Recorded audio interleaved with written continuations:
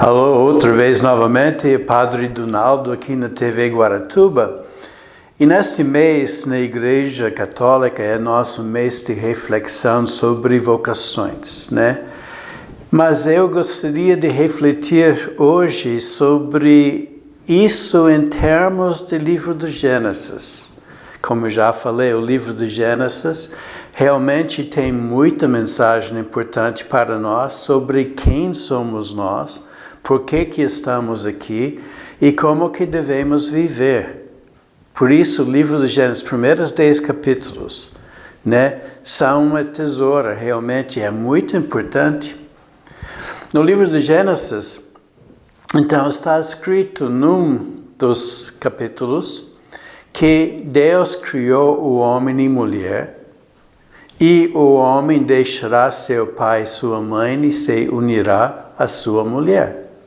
E serão uma só carne. Falei sobre isso outro dia, né? De ser um no casamento. Mas o negócio é, isso é a primeira vocação. Primordial, básico. Isto é a primeira coisa que Deus nos fez para fazer. Para formar família. Para que a gente, né, tenha a capacidade de continuar a raça humana, mas não somente continuar a raça, mas para educar essas crianças que nascem, para dar para as crianças que nascem um ambiente do amor, onde que elas podem, vamos dizer, florescer como a criança deve. Florescer na vida, crescer, se tornar uma pessoa humana. Isto é nossa primeira vocação como raça humana.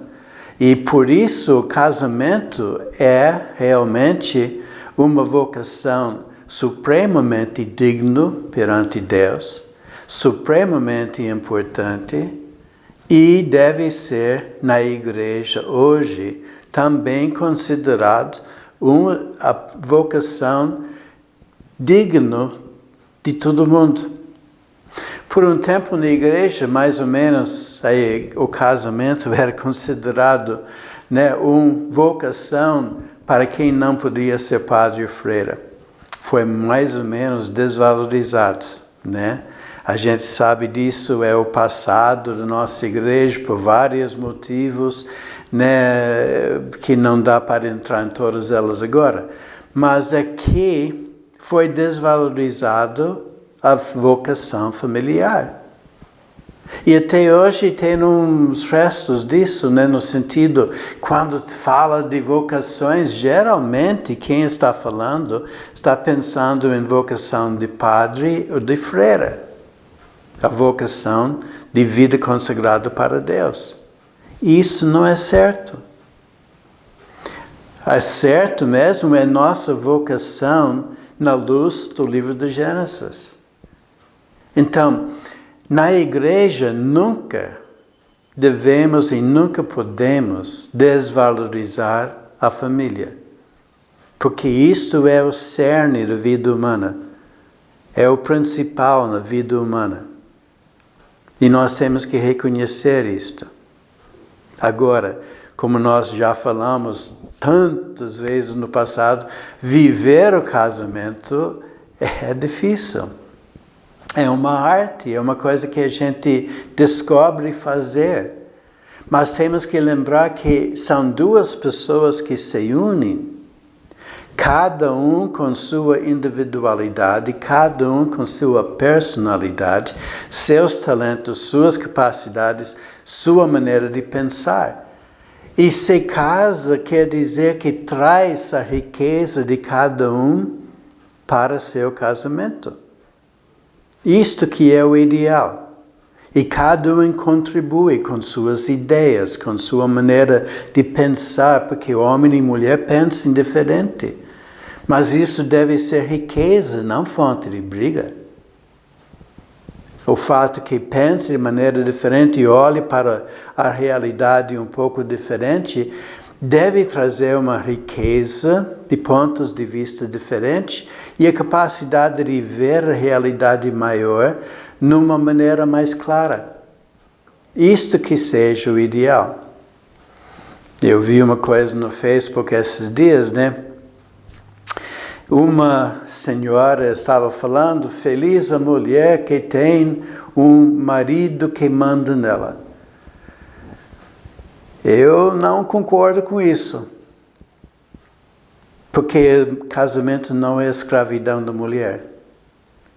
O casamento é que ela traz sua vida, seu jeito, sua inteligência, tudo que ela tem para enriquecer a vida do homem, e o homem traz o que ele tem para enriquecer a vida da mulher. Isso que deve ser o casamento. Não que um seja submisso ao outro. Né? Que São Paulo, né, na carta, bom, ele escreveu duas coisas sobre casamento. Primeiro, a carta mais antiga, ele estava esperando o fim do mundo já. E ele disse, quem é casado vive como se fosse, né, irmão e irmã, preparando-se para o dia do fim do mundo. É porque elas estavam pensando e acreditavam firmemente que o mundo ia acabar logo. Então ele estava mais ou menos dizendo, prepare para o fim, aí aguenta, velho. Né? Depois, o fim do mundo não veio. Aí ele tinha que repensar. E ele colocou aquela coisa linda, né, que tem numa das cartas dele, né? A mulher seja submissa ao seu esposo como a igreja é submissa ao Cristo. Nós não somos escravos de Jesus. Somos ligados a Ele por meio do amor. Aí ele continua. Mas os homens, seja como Jesus para sua esposa. Aí que os homens não gostam de escutar isso, né? Porque o que Jesus fez? Deu sua vida completamente para nós. E São Paulo está dizendo, o homem que é casado deve fazer a mesma coisa. Dar sua vida completamente para sua esposa. Até a morte. Como Jesus fez na cruz. Aí que complica tudo, não é mesmo? Mas este é o ideal que São Paulo apresentou, né? Que os dois realmente são uma só carne, baseado na imagem de Jesus e sua igreja. Jesus que deu a vida para a igreja e a igreja dá a vida para Jesus, no amor, não na escravidão. Então, quando nós falamos, né, de vida de casamento, a mulher não pode ser considerada, vamos dizer, submissa no sentido de não ter valor, de quase ser escravo. Esses dias está muito no jornal, né, como mulheres, crianças femininas são sendo realmente abusadas dentro do casamento. Né? Às vezes a mulher sofre violência e tudo mais. Isto não é a visão de Deus para este mundo. E isso não pode ser permitido entre nós como igreja, no sentido que nós temos que lutar para mudar esta mentalidade, para que a mulher seja respeitada como ela merece. Para enfatizar que a vida de casamento é os dois caminhando juntos. Nem sempre pensando igual, nem sempre com os mesmos ideais e coisas assim, mas isso deve ser fonte de riqueza e não de briga. Porque eu tenho minha ideia de vida, mas alguém vem e fala comigo, pode expandir minha ideia. Isso que é o casamento. Isso deve acontecer. Mas nós estamos vendo como, né, tantas mulheres sofrem no casamento, sofrem violência até que são mortos. Né? O homem não tem direito de tratar sua esposa como se fosse um objeto simples, uma coisa que é dele. Não é. É dele só no sentido que ela deu a vida para ele para caminhar junto, mas ele não se torna o dono dela. Como o homem deve dar sua vida para sua esposa, mas ela não se torna o dono dele. Os dois caminham juntos no amor que une, que faz que sejam uma carne só. Então, isto que é a visão do livro do Gênesis. Uma visão muito bonita, uma realidade muito profunda, né? Então, em nossas vidas, hoje em dia, nós temos que lutar para reestabelecer o valor da família. Porque muitas vezes a violência acaba com a família. Muitas vezes o machismo acha que a mulher não tem voz, não tem vez. Tem tantas dificuldades nesse sentido. E tem, vamos dizer, infelizmente, os homens que vão atrás de meninas porque são disponíveis no sentido que estão aí. Não estão disponíveis de vontade delas, estão somente aí, perto, e ele é muito mais forte. Isso nós não podemos justificar nunca. Isso não podemos permitir nunca. Tem toda coisa, né? Se podia fazer aborto de menina e tudo mais. Isto não deveria nem ser uma pergunta. Porque não deveria acontecer a violência.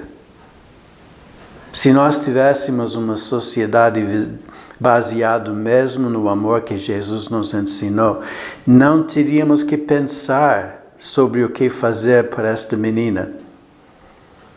Porque não teria acontecido.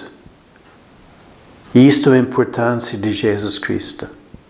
Isto é a importância de que Jesus nos ensinou.